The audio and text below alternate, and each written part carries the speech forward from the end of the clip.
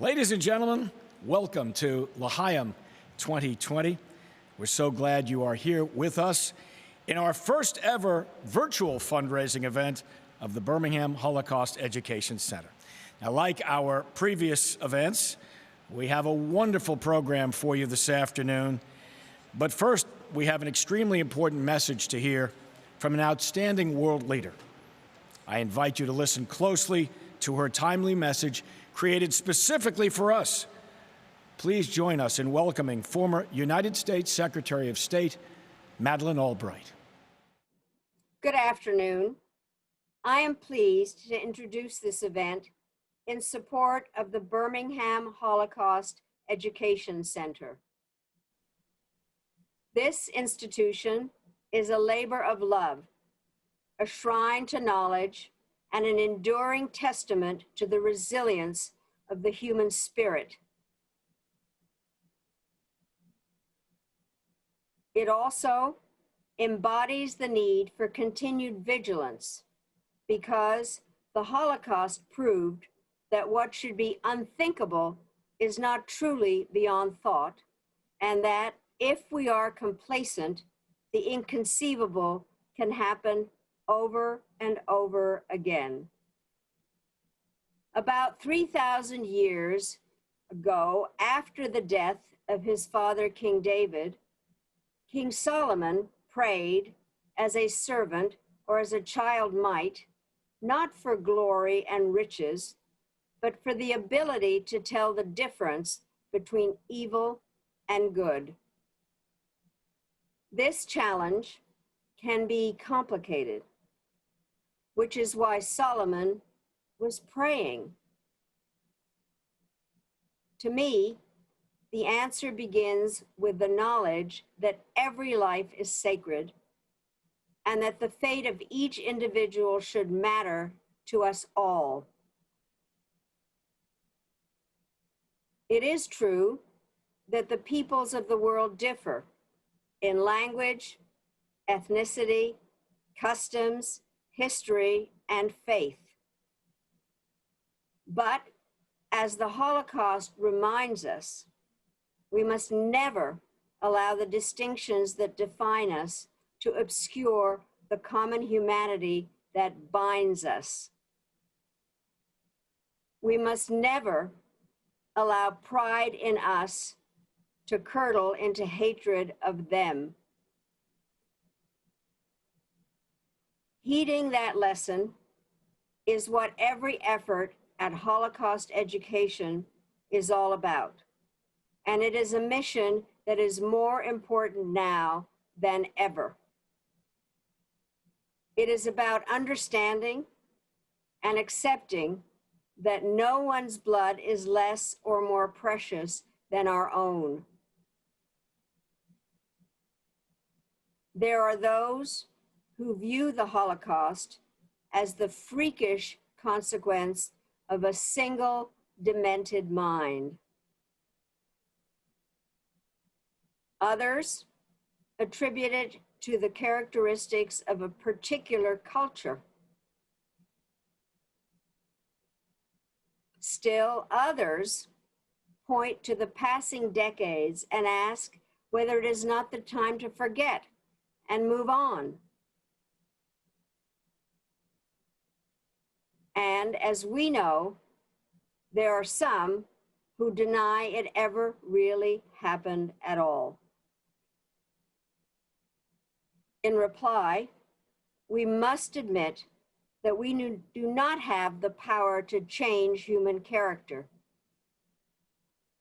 but we do have the power of memory. We have the power of reason and can separate truth from lies.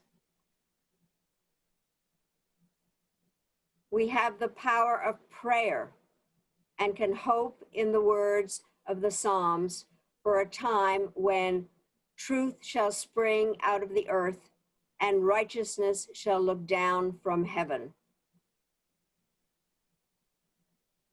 And we have the power to choose. We can contemplate the Holocaust and despair, or we can remember the Holocaust and vow never again to allow complacency, fear, or despair to excuse inaction. We can make certain that the dead shall never be forgotten from our hearts. We can share the testimony of survivors, including those who enriched the life of communities across Alabama. That is the most we can do. That is the least we must do. It is what we owe to the past. It is our hope for the future. And in the largest sense, it is the hope of the world. So thank you for your support of this extraordinary organization. And please join me in welcoming Juna Given from the Red Mountain Theater Company singing Hope, written by Tony Award-winning composer Jason Robert Brown.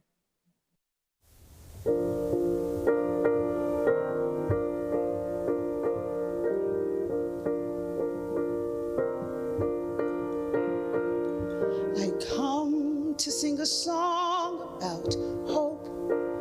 I'm not inspired much right now, but even so, I came out here to sing a song, so here I go. I guess I think that if I tinker long enough, one might appear. And look, it's here. One verse is done. The work's begun.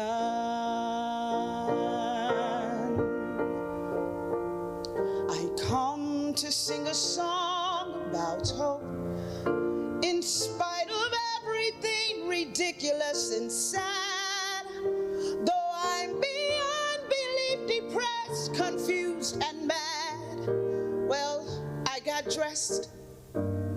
I underestimated how much that would take.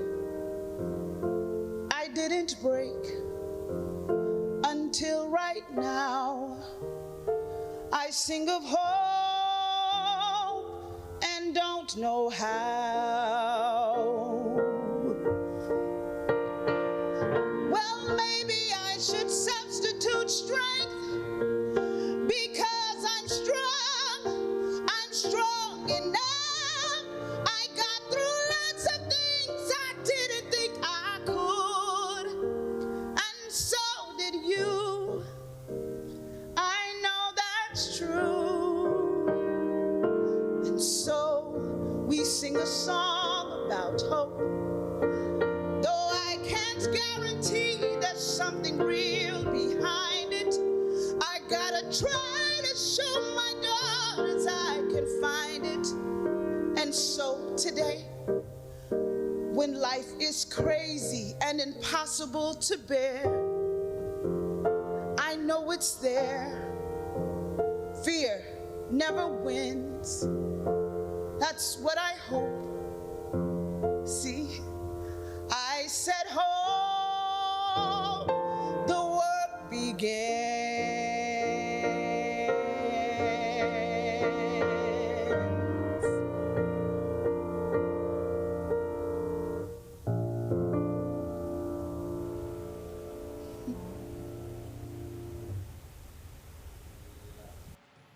Wow. Secretary of State Madeleine Albright and RMTC artist Juna Given, thank you for giving L'Chaim a spectacular opening. Our community, our nation, and world are challenged by COVID-19, hate on the rise, and growing economic insecurity. Now more than ever, it's crucial for us to be reminded to look for hope.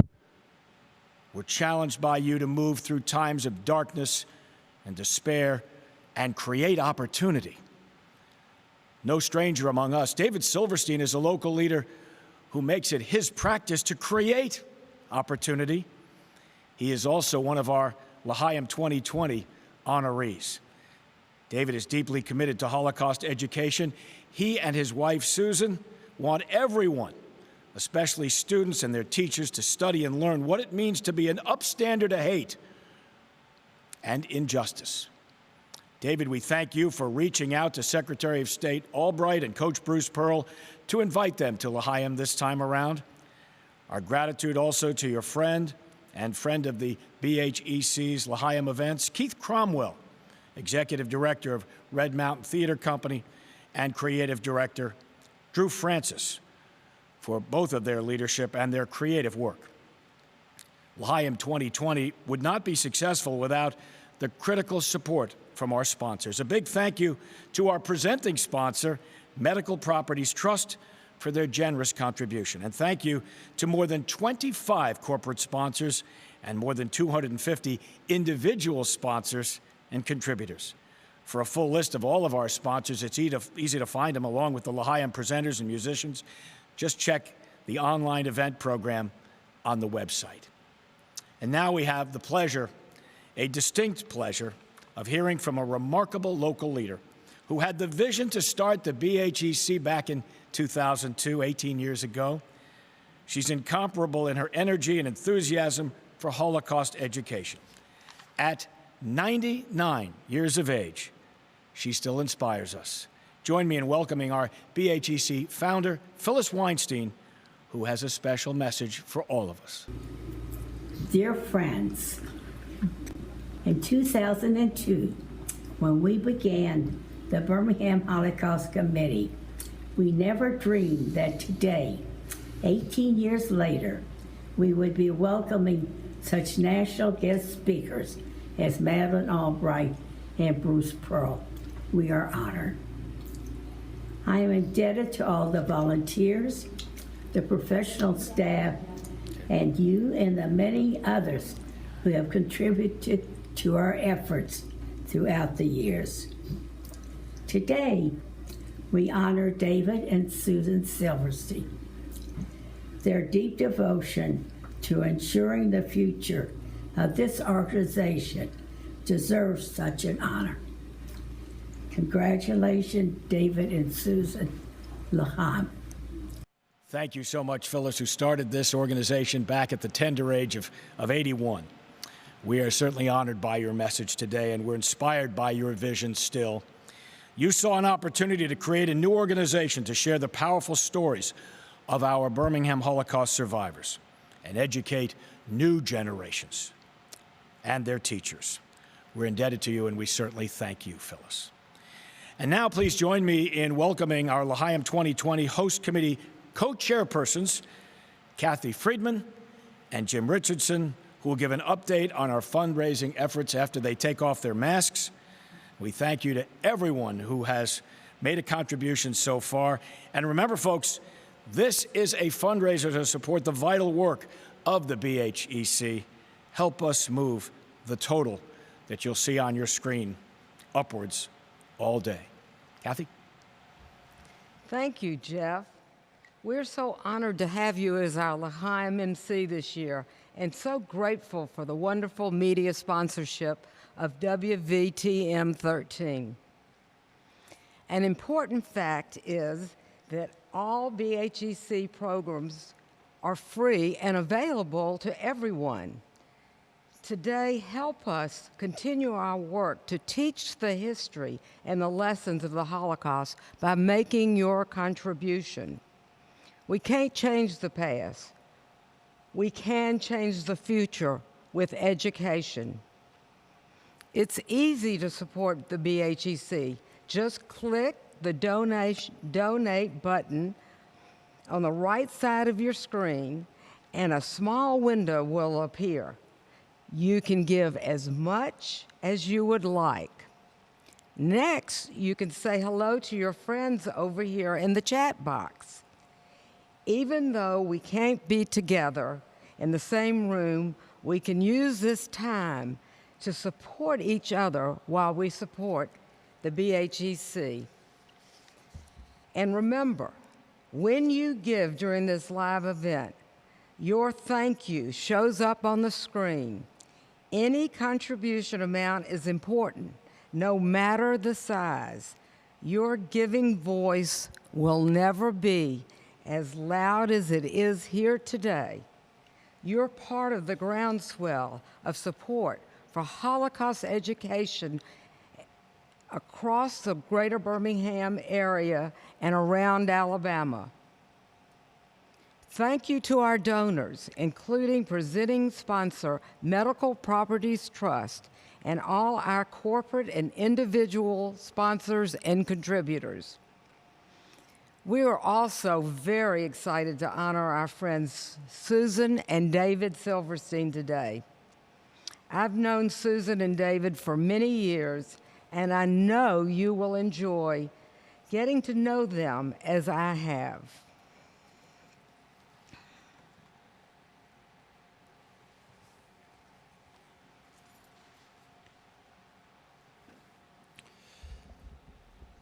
Thank you, Kathy, and thank you for all that you've done for this year's event. I would like to share with you our fundraising totals for this year's L'Chaim event. As you can see, we have raised over $333,000, which is fantastic. However, we would love to see the total go even higher during the course of the event. Message your friends and family. Ask them to make a donation. If they've already donated, ask them to increase their donation. You may also want to text and give. It's very simple. Just text L'Chaim, L-C-H-A-I-M, to 41411. Again, L-C-H-A-I-M to 41411, and make your contribution there. As I said, it's very simple. But regardless, we want to thank you so much for your support of BHEC, our mission of Holocaust education, and helping to apply the lessons to others so that future generations will build a more accepting and welcoming community for all. Every dollar we raise increases the possibility of more students and teachers and all of us learning about the Holocaust. You know, of the 6 million Jews who perished in the Holocaust, 1.5 million, 1.5 million were children. The Alabama survivors we know and love today experienced the excruciating horrors and trauma of the Holocaust as children. They were the victims of overwhelming hatred and cruelty just because they were Jewish.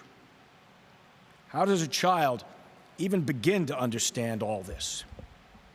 How do Jewish children today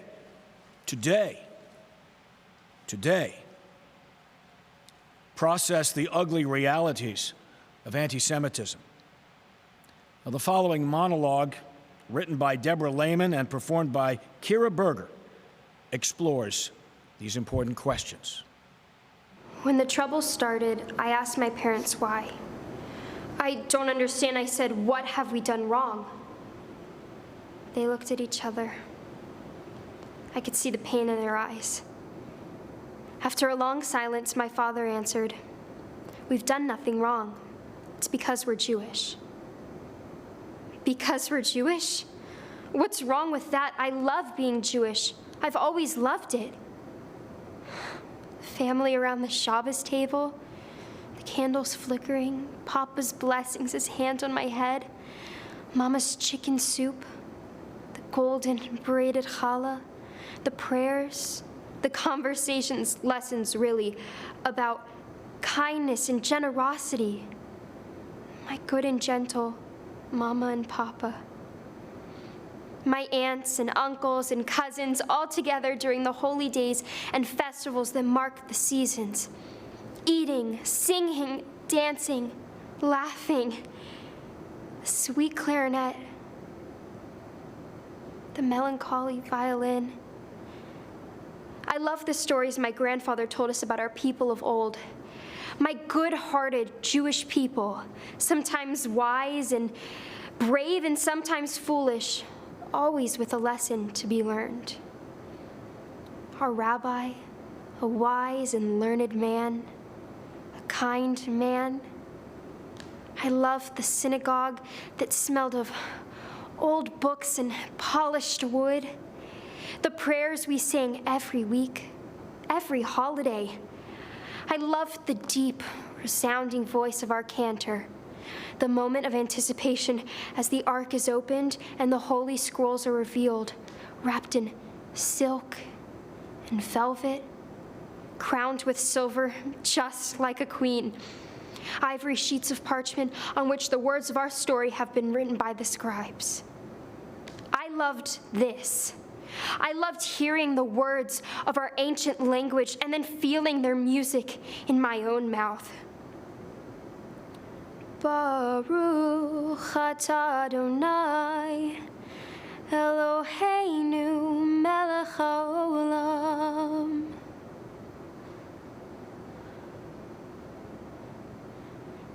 Now, more than ever, I'm proud to be Jewish. Being Jewish is a good thing. We mean no harm. We honor God. We try to keep His commandments. What have we done wrong? I speak for all the children. We are taught to be good, to do good, to be kind, to care for others, to be repairers of the world. And when we do wrong, our parents punish us and correct us. This I understand. But now they hate us just because we're Jewish. They curse us with cruel faces and hateful words. They want us to suffer. They want us to die. They smash our homes. They take our fathers away. They pull us from our mother's arms. Don't they have families? Don't they have children? We're just children. What have we done wrong? I don't understand. Is evil stronger than good? How can this be so? We're taught that this is not so, and yet all around me I see evidence of evil that I could have never imagined. No lessons have prepared me for this. I have seen children wasting away. I've heard them cry out for their mothers in anguish. I have seen them die. Who will punish the evildoers who take away every comfort from the children? This is wrong. We're bereft. We're frightened. We're hungry. Why are we being punished? Tell me, please. What have we done wrong?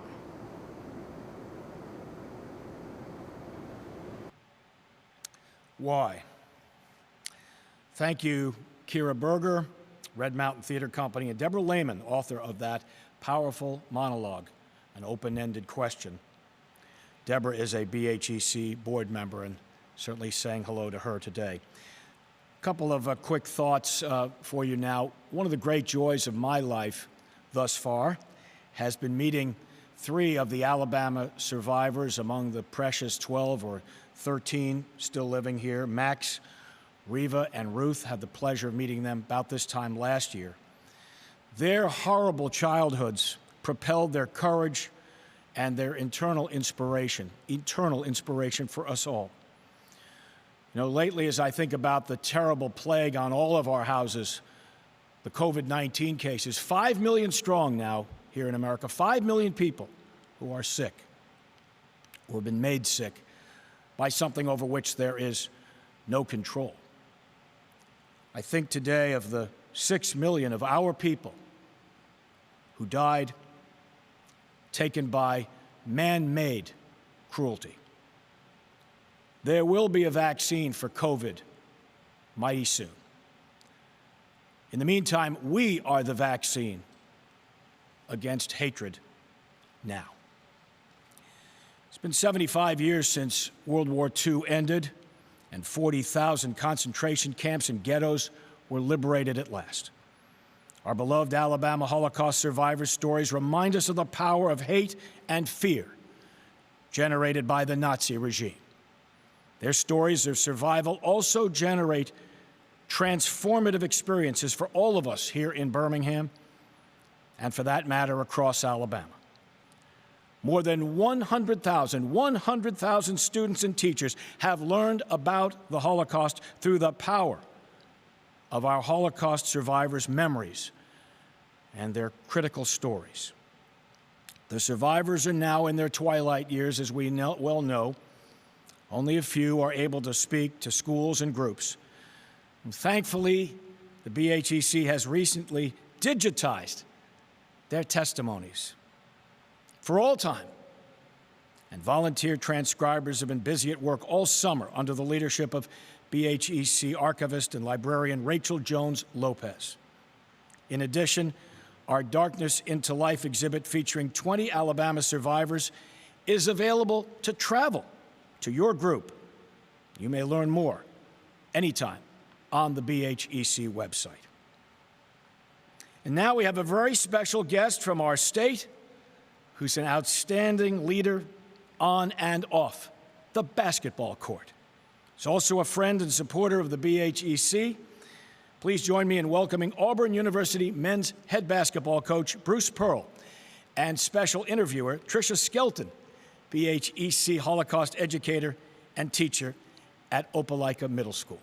Coach Pearl, it's an honor to interview you today during L'Chaim. Thank you for being with us and for sharing your thoughts about the Birmingham Holocaust Education Center and the importance of Holocaust education. First, as an Auburn fan, as a teacher, War Eagle, I appreciate your leadership and the approach to all that you do. The COVID-19 pandemic has been hard on all of us, and I know you and the team have experienced a different kind of season. What has been the most challenging for you as a leader, and what positive outcomes have surprised you during this pandemic and our new reality?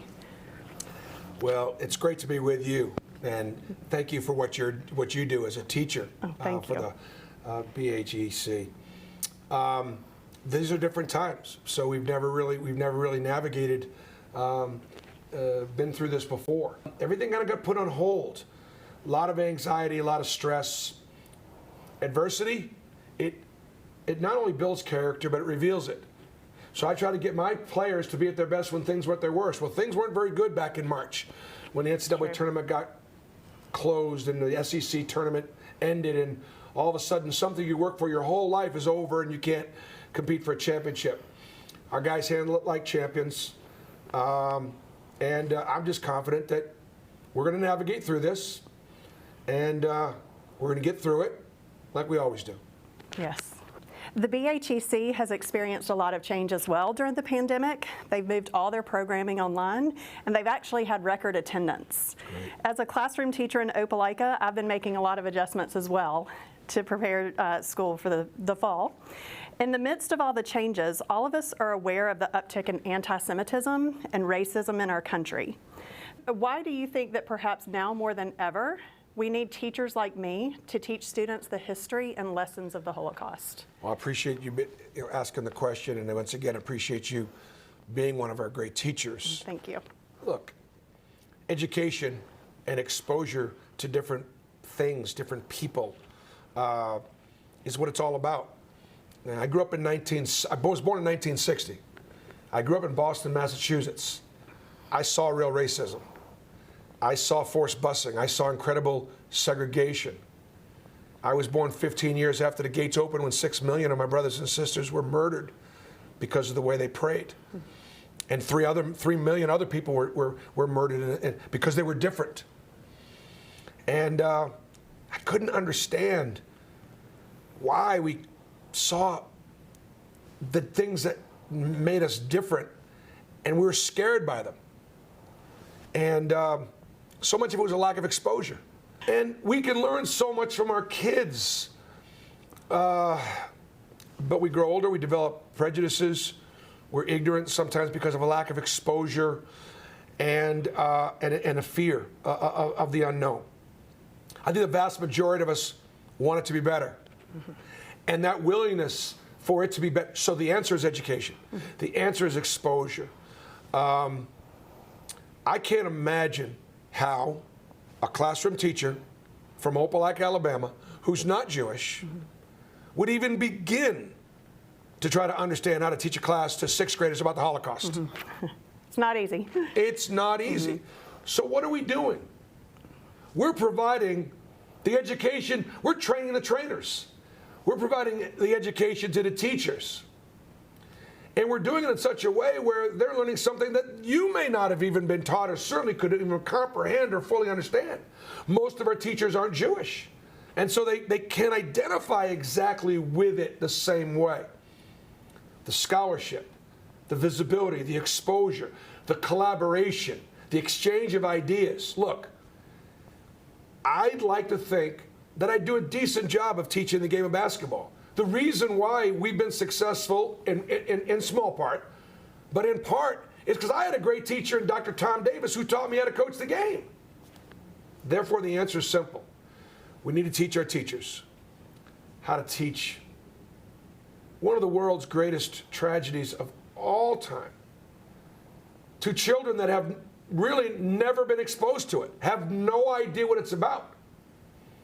And then being able to relate it to things that they're going through right now in their own lives, to be able to draw the connections for just what is possible. What I and other Holocaust educators teach is about the complexity, the complicity, and the collaboration of common citizens. This broad range of bystanders help make the Holocaust possible.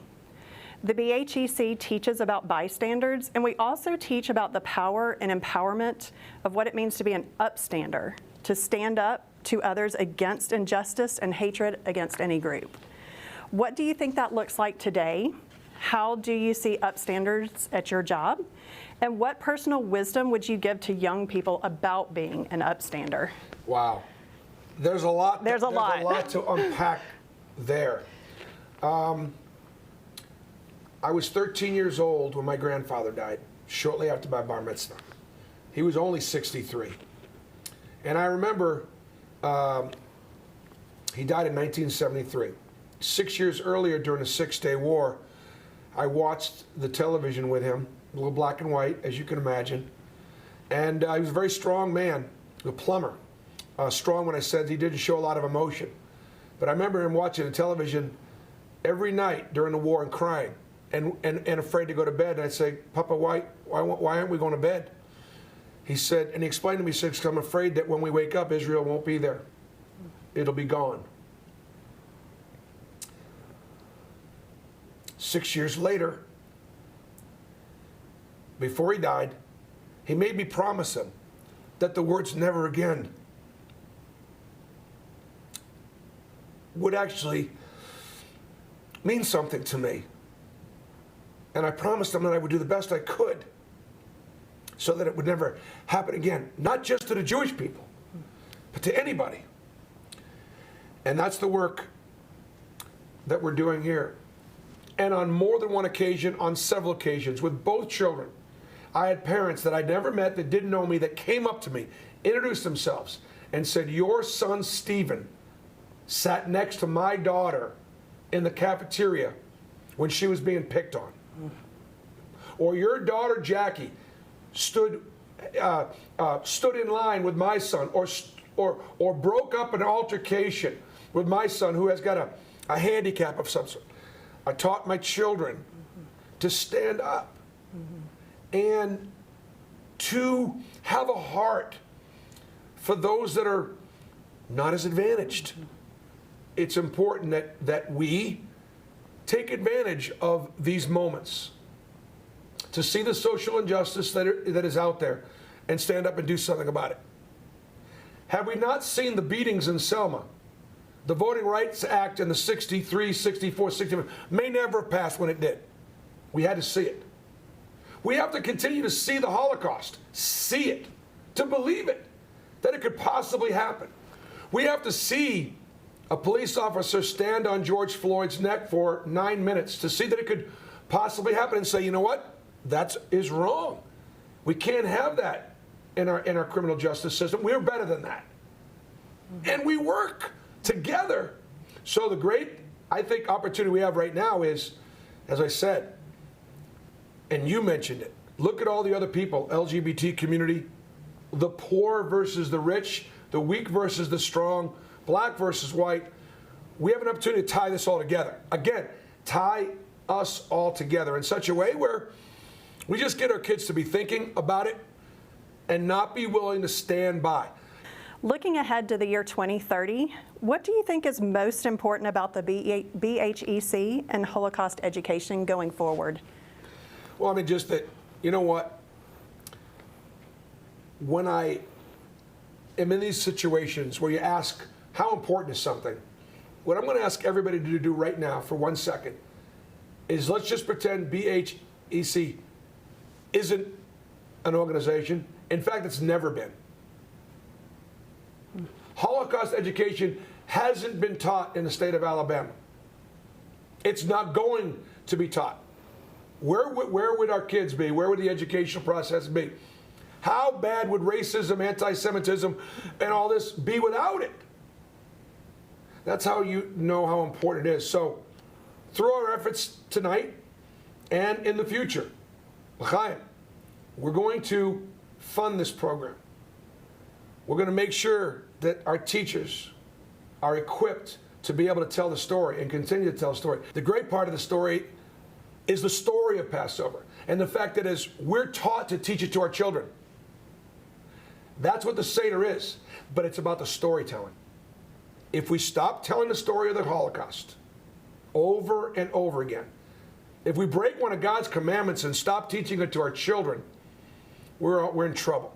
We're in worse trouble than we are right now. I cannot think of a better way for us to make a difference than to continue to support this great cause. Yes, I agree. It's very important. Holocaust educators like me have received in-depth training from the BHEC, and they've given us scholarships to study in Eastern Europe and with other Holocaust educators at the United States Holocaust Memorial Museum in Washington, D.C., and at the Jewish Foundation for the Righteous in New York City. I've been fortunate enough to receive several Friedman scholarships through this program, and it's allowed me to travel and it's allowed me to collaborate with other educators, which is so important.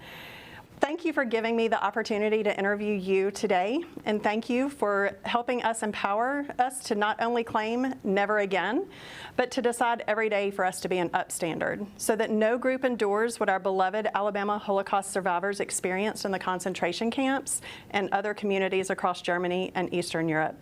Thank you again so much, Coach Farrell. I'm here to thank you. Thank you. And I'm here to thank all of you. Can't serve if you're not called. So I'm so blessed to be a part of this program. I never missed a parent-teacher conference. I have 4 children. That's a lot of parent-teacher conferences. And I really didn't go to those conferences to learn more about my child. I went to those conferences to look those teachers in the eye and thank them for loving my child and thank them for loving those children, and making sure that they knew from my standpoint as a parent, and I guess as a fellow educator, coach, and teacher, how grateful I was. Tonight, we've got to support those teachers. Right now in development, given these times, these are difficult times. These are challenging times. Everybody's struggling with their fundraising. But this is something we can't cut a corner on. And just so you know, you can't ask anybody to do something that you're not willing to do yourself. And my wife, Brandy, and I are now supporting this Holocaust education more so than ever. And I'm pledging to you tonight that I'm going to continue to be a generous donor so that we can put teachers like Tricia out into the community, put their hands and their arms and love on these kids and tell them about one of the world's greatest tragedies. And to make sure that not only do the kids understand that this should never happen again, it should never happen again to anyone. On behalf of the Birmingham Holocaust Education Center, it is my distinct honor to recognize 4 outstanding Holocaust educators, 3 of whom are collaborating to write a new teacher workshop curriculum. Each of them rise well above their regular classroom duties to study and to learn more about the Holocaust so that they can teach their students well and empower them to understand current realities of hatred and the indifferences that exist. So please join me in honoring Robbie Ballard of the Altamont School, Logan Green of Calera High School, Amy McDonald of Shades Valley High School, and Tricia Skelton of Opelika Middle School. It is their powerful work as teachers that are empowering new generations to build communities of tolerance and of acceptance. Thank you for your outstanding contributions to our community, to our state, to the schools, and most importantly, to the children. And now it is my distinct honor to introduce this year's L'Chaim honorees, Susan and David Silverstein. Their commitment to this movement and to the Birmingham community truly need no introduction.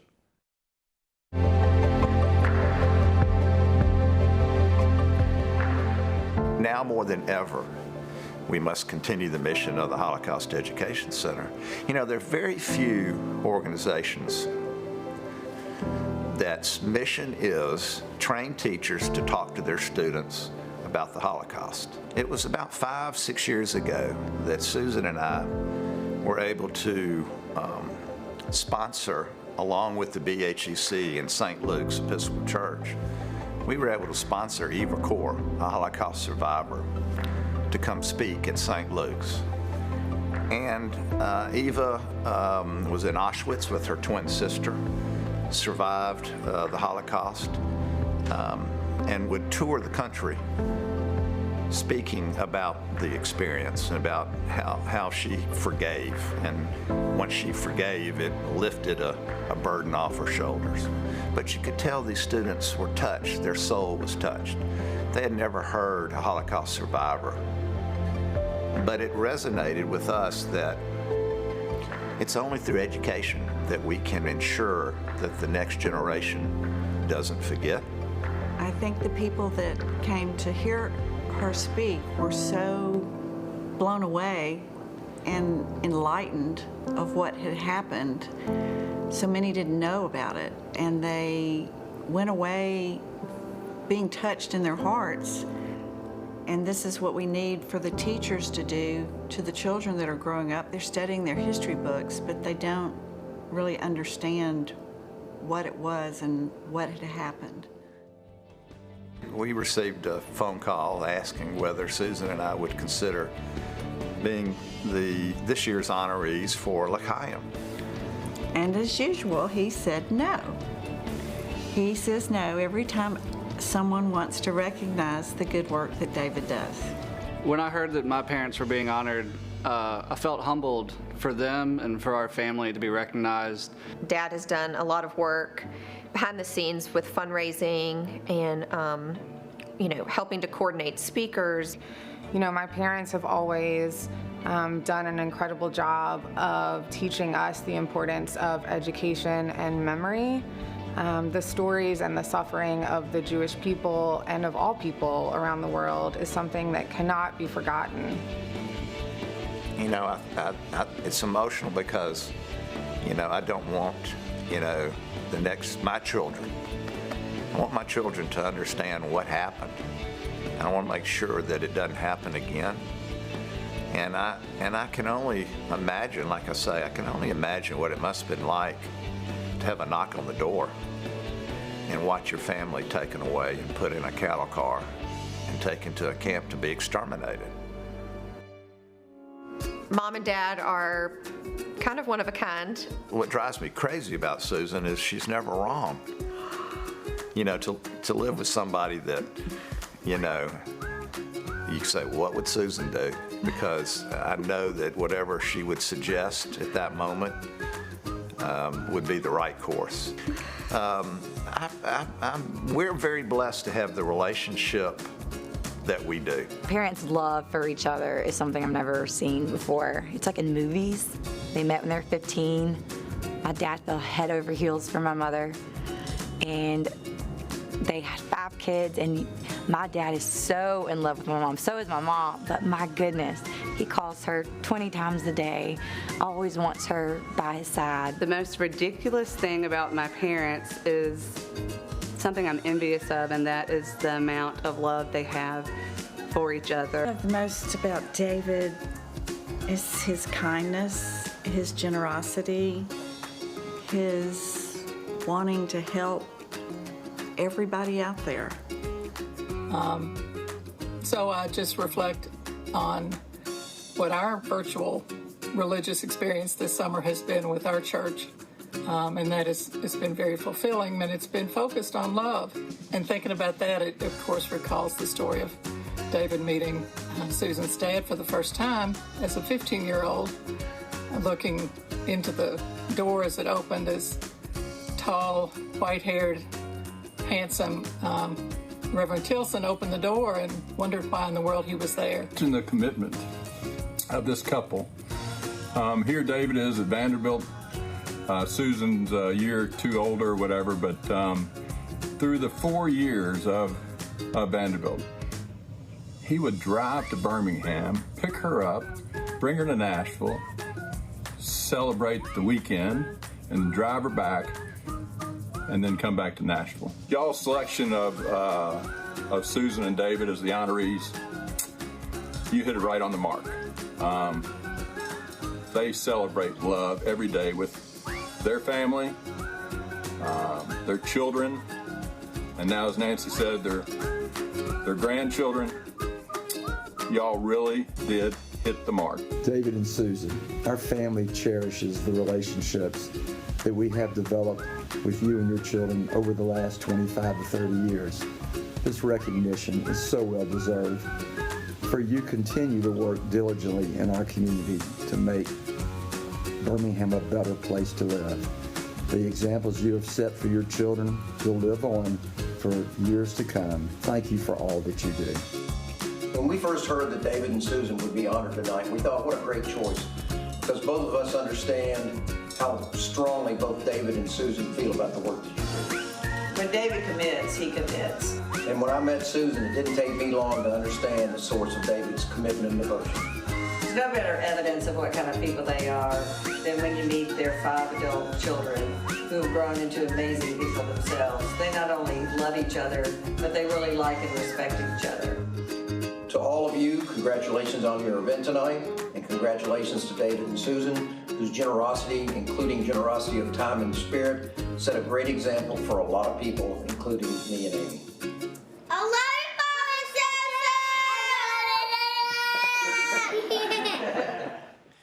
All right, lots of love in that room and in this one virtually. We are so glad to have you with us this afternoon. What wonderful honorees we have among us today. Please join us in welcoming back to the podium L'Chaim co-chairpersons Kathy Friedman and Jim Richardson. They have a special gift to share with our honorees this afternoon. Susan and David, how can we thank you enough for all that you do for us? You inspire us. You give us hope to continue spreading the BHEC's message of education and hope. In your honor, we have designed this special crystal award. You can see it on the screen. It says, L'Chaim 2020 honorees, Susan and David Silverstein. Thank you both for your tremendous support and friendship over these many years. I love you, Susan and David, and your big, wonderful family.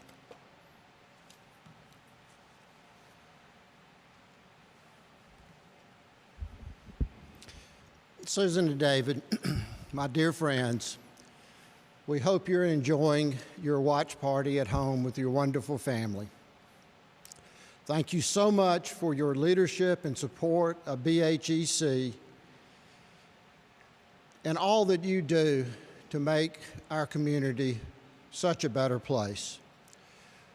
We'll make sure that you receive this small token of our appreciation, but even more, thank you for the impact that you have on our community.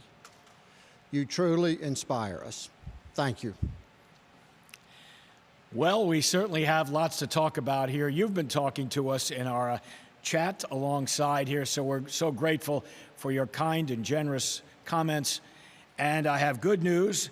We have raised almost $370,000, every nickel of which goes to making our world a better place, not only for us, but our children and our grandchildren and beyond. L'dor v'dor, from generation to generation.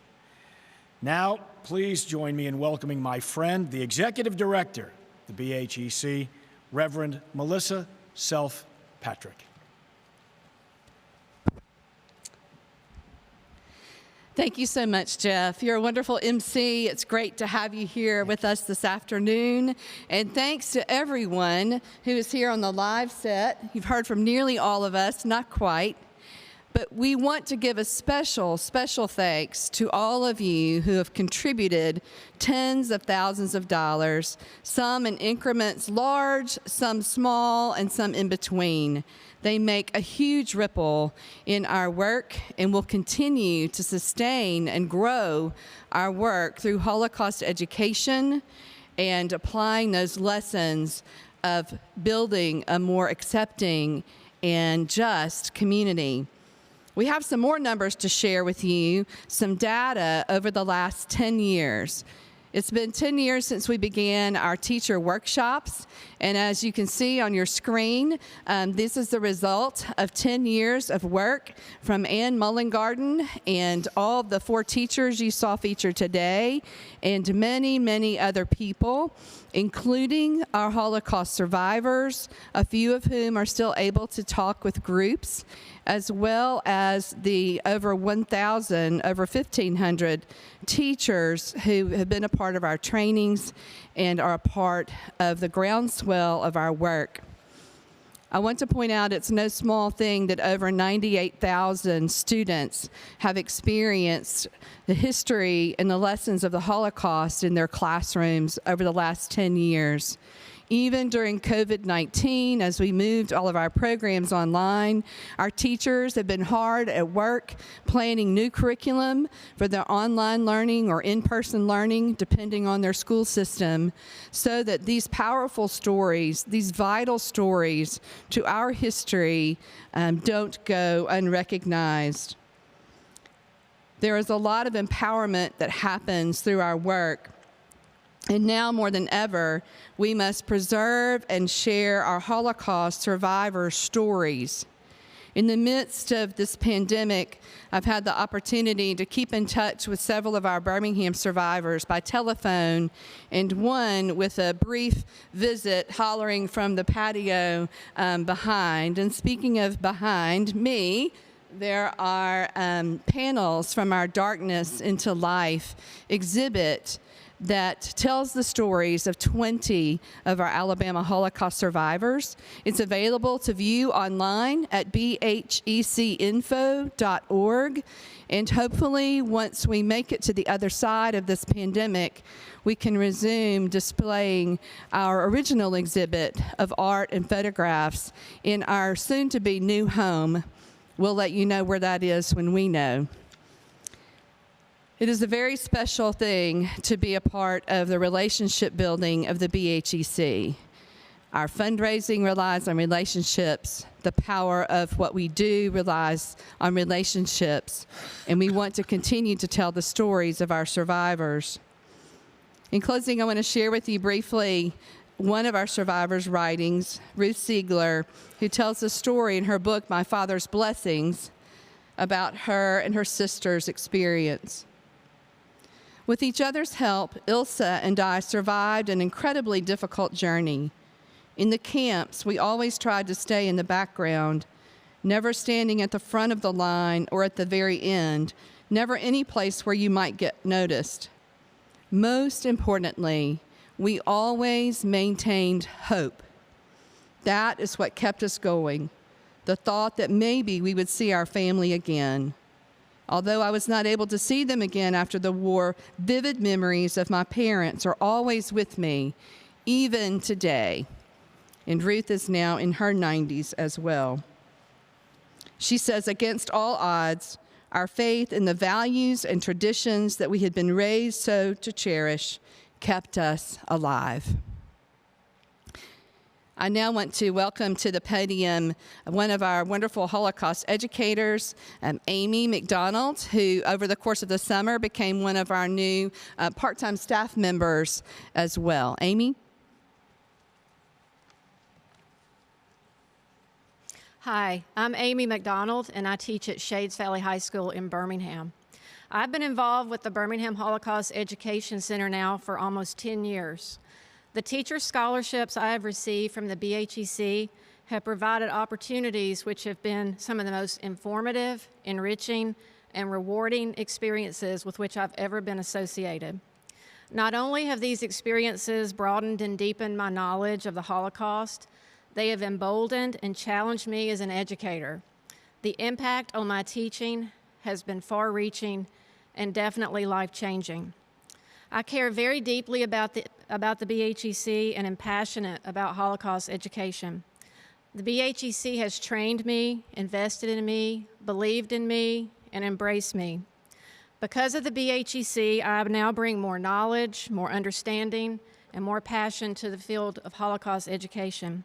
My hope is that my students will carry these lessons of the Holocaust with them wherever they go throughout their lives. Now, more than ever, we must continue to empower teachers.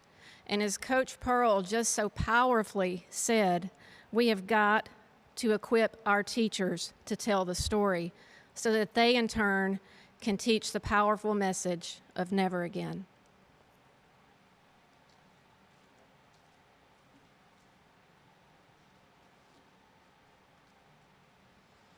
I'd now like for us to welcome Joni Wiley, who is our still fairly new Communications, Events, and Program Coordinator of the BHEC.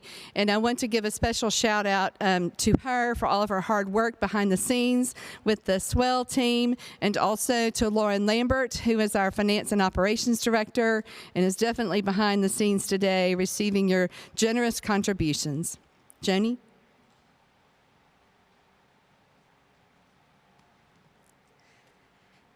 Hi, I'm Joni Wiley, and now more than ever, we must engage more youth and young adults to take the lessons of the Holocaust and apply them to create a more just, humane, and tolerant future. Now more than ever, we must work together to create an accepting community.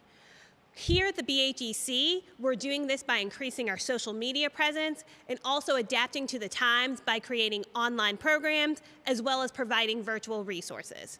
The BHEC is committed to the mission of educating the people of Alabama about the history of the Holocaust, and also steadfast in our mission to be an organization that promotes a moral and ethical response to prejudice, hatred, and indifference for the benefit of all of the community.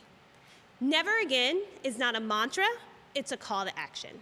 Thank you so much. And Joni, thank you. Thank you for being with us today, and now more than ever, supporting the Birmingham Holocaust Education Center. The BHEC remains focused on eliminating hatred from our world, a mighty big task, but we're up to it. Through the lens of the past and the eyes of those who bore witness to evil, we're educating a new generation, a generation versed in kindness, respect, and acceptance. Together we'll survive and we'll find hope for tomorrow. We must keep up the good work, stay the course, remain persistent and courageous. Please welcome back the incomparable Juna Given, once again accompanied by Christy Vest, as she reminds us all to have faith. We will all be here tomorrow, and through the work of the Birmingham Holocaust Education Center, we can find strength and the hope to keep going on. We'll be here tomorrow, alive and well and thriving. We'll be here tomorrow. We know it's called surviving. If before the dawn this fragile world might crack. Someone's gotta try and put the pieces back. So from beneath the rubble, you'll hear a little voice say, life is worth the trouble. Have you a better choice? So let the skeptic say, tonight we're dead and gone, but we'll be here tomorrow, simply going on.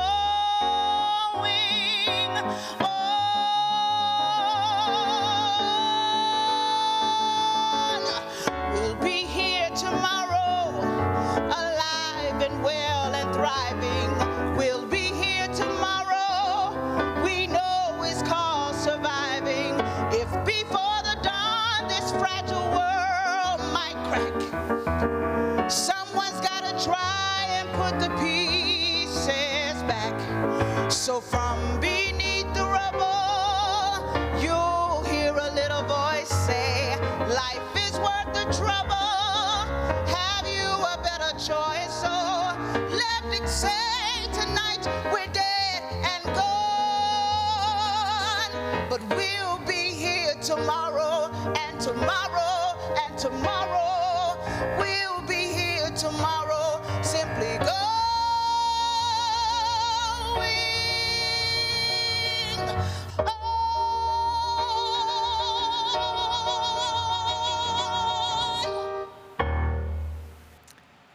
Every day, a gift from God, and with God's help, we'll all be here tomorrow. What a magnificent voice. Thank you again, Juna Given, and accompanist Christy Vest. Also, very grateful to our outstanding speakers. Lots of people to thank now, so let me do that. Bruce Pearl, former Secretary of State Madeleine Albright. Our thanks once again to Kira Berger, Deborah Lehman, Keith Cromwell, Drew Francis, and the Red Mountain Theater Company. A very special thank you to our presenting sponsor, Medical Properties Trust, and all our corporate and individual sponsors. Thank you, Karen Day and Ralph Lindstrom of Music Techniques, and gratitude to Brooke Battle and her team at Swell. Thank you to Kathy Friedman and Jim Richardson, our L'Chaim co-chairpersons, along with Kate Cotton and the entire host committee, whose names are listed on the event website. Some people are applauding here, but we're socially distanced. A little hard to hear us this afternoon. Remember, you can still give online right now, and this site will remain up for a couple of more weeks, I'm told. Let's get over maybe to $400,000. Wouldn't that be wonderful? You can text L'Chaim for that purpose to 41411 or send your check to the BHEC. Post your comments and photos from the event on social media, too. We love to see you. Remember to share the BHEC story to help us grow, to grow our work, and to share our mission of building a more accepting and just community. Until we meet again, I'm Jeff Eliasoff, and as I sign off on the air most nights, please be safe and be well. And now a final word. Thank you for joining the Birmingham Holocaust Education Center for this powerful program. Now more than ever, I challenge all of us to join together with the center to create a more caring, just, and accepting community.